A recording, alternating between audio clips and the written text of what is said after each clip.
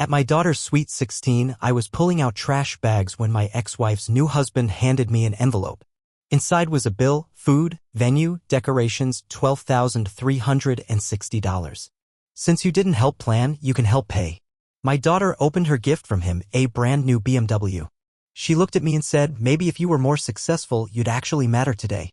Her mother just sipped champagne and smiled. I'm 47. I work in HVAC in Fort Worth, Texas. Been doing it most of my life. It's not flashy work, but it's honest. Pays the mortgage, puts gas in the truck, and paid child support on time every month since the divorce. My ex-wife, Tamara, and I split up 5 years ago. She got the bigger house, the newer car, and almost full custody of our daughter, Sierra. I didn't fight it. I figured less courtroom drama was better for Sierra. I thought if I just stayed consistent, stayed decent, Sierra would see the truth one day. But the truth don't matter when your mom poisons the well every time you take a sip. Sierra used to be close with me. We'd go fishing at Eagle Mountain Lake, get Whataburger, watch movies on the couch. All that slowed down once Rick came into the picture. Rick's a real estate guy, wears Rolex watches and talks about money like he breathes it. Drives a Tesla, but not the base model, the fancy one. He moved into Tamara's house less than a year after our divorce. He's the type who smiles while stabbing you in the back. Always calling me buddy or chief with that smirk that makes you want to hit something. Fast forward to Sierra's sweet 16. Tamara went full show-off mode. Rented out this fancy event hall out in Benbrook. Looked like a wedding. Waitstaff in black ties, DJ booth with lasers, chocolate fountains, champagne for the adults, and even some tacky-ass ice sculpture of Sierra's name. I showed up an hour early in work boots and jeans. Nobody asked me to, but I came to help. I carried cases of soda, hauled 2 folding tables from the van, set up extension cords, changed a light bulb on one of those high fixtures that no one else could reach.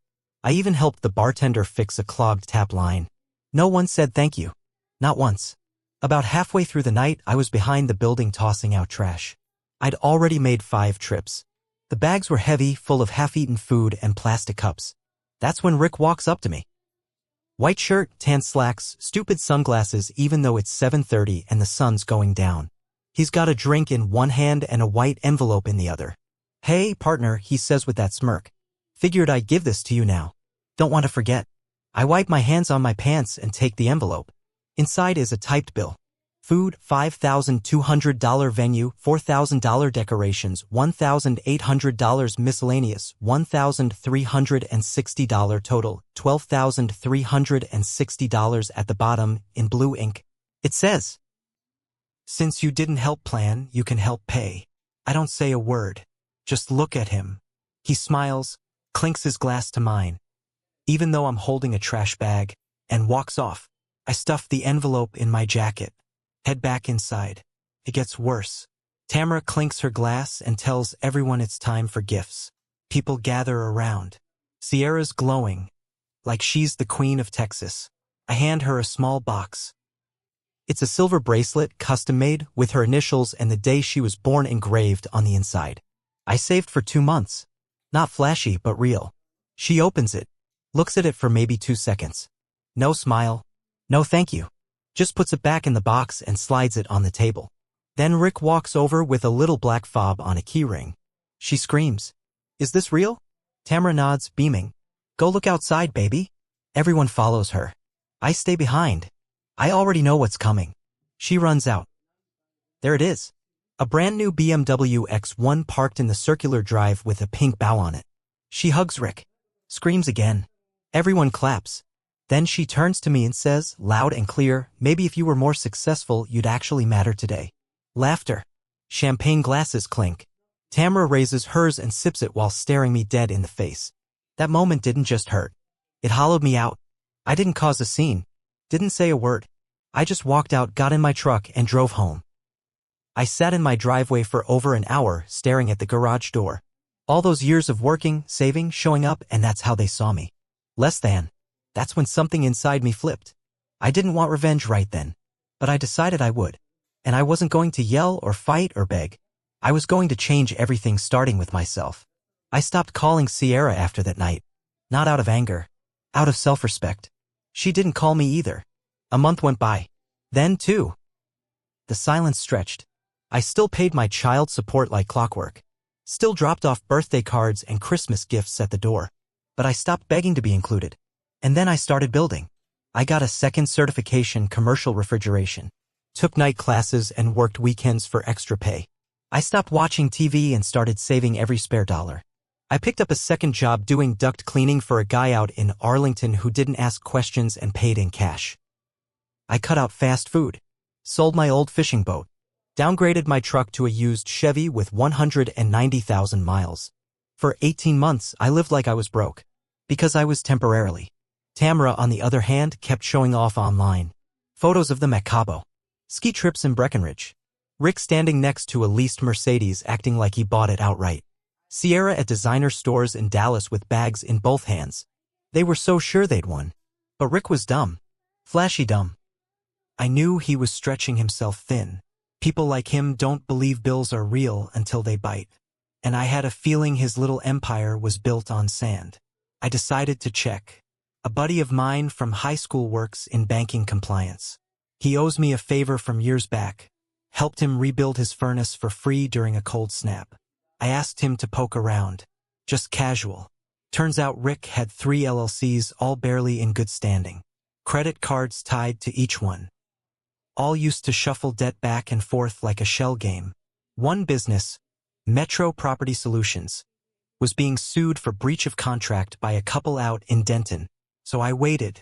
Then one day Sierra texts me. Out of the blue. Hey, Mom says I need to ask you for help with college apps. I need some kind of financial info? FAFSA stuff. I stared at that text for a long time. I didn't reply that night. Instead, I pulled out the invoice Rick gave me at her party and smiled. Next day, I replied, "Sure, let's meet." We met at a local diner. I brought a copy of the invoice with me. She slid into the booth across from me, dressed in some brand-name clothes I didn't recognize. Nails done, hair perfect. I handed her the envelope. She looked confused. "What's this?" "That's what Rick gave me at your sweet 16. I figure before we talk money, we settle old debts." She looked inside. Her mouth dropped open. "Are you serious?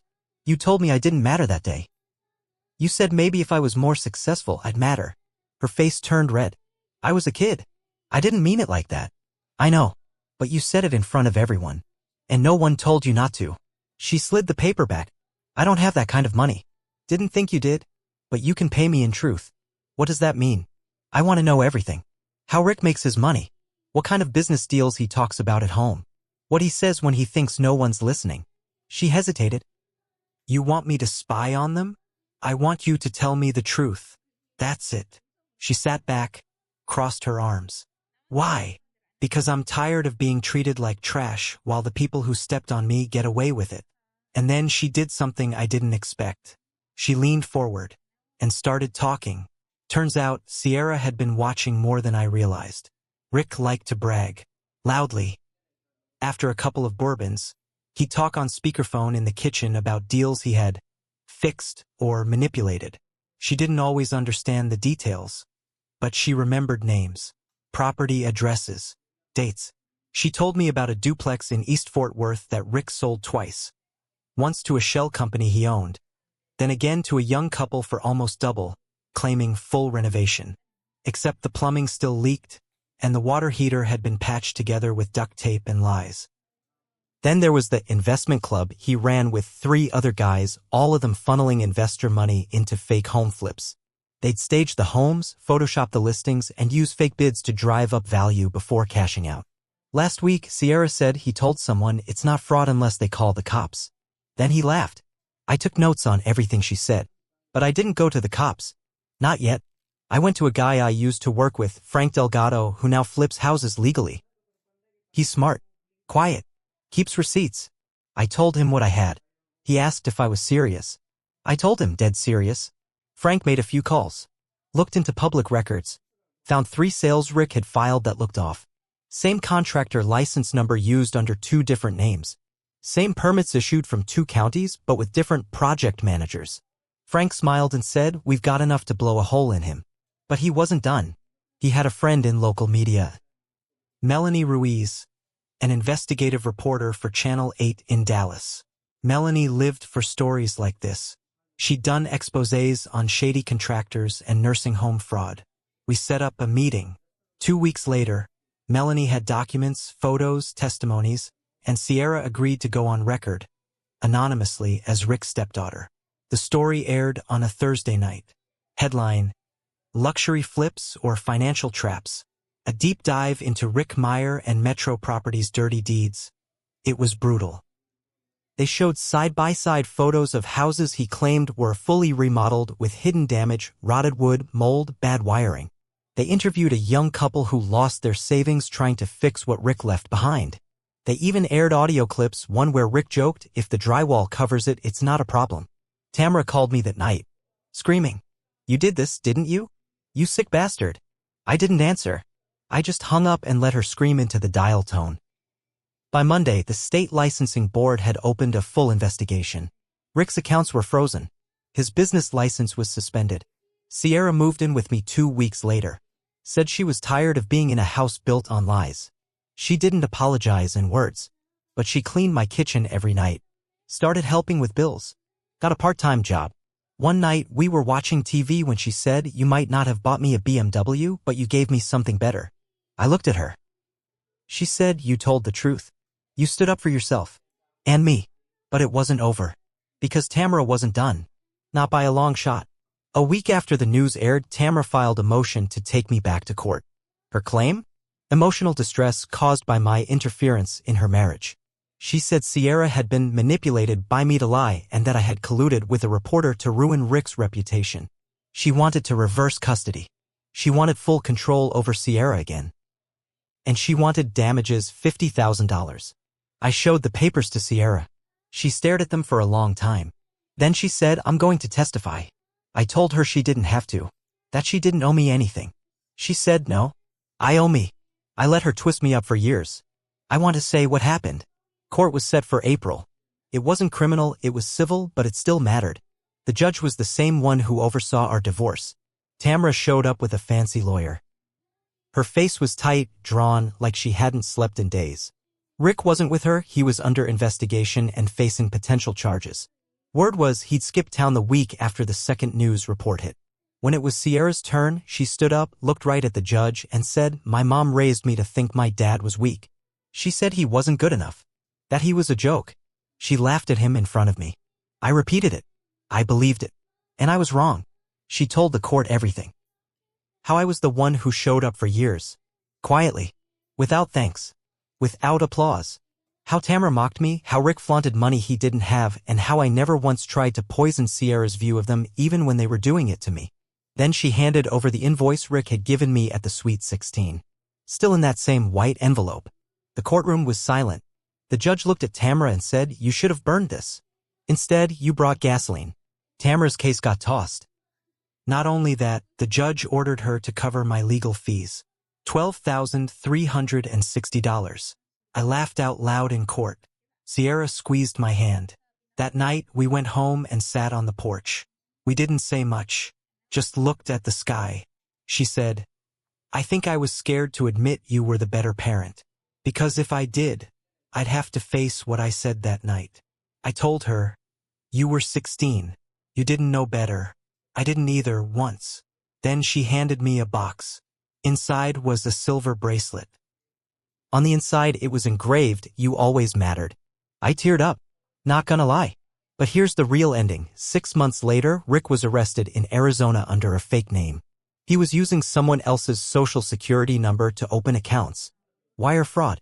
Tax fraud. Contractor license fraud. The works. He's now facing up to 15 years. Tamara filed for divorce shortly after. Tried to sell her house, but the IRS slapped a lien on it.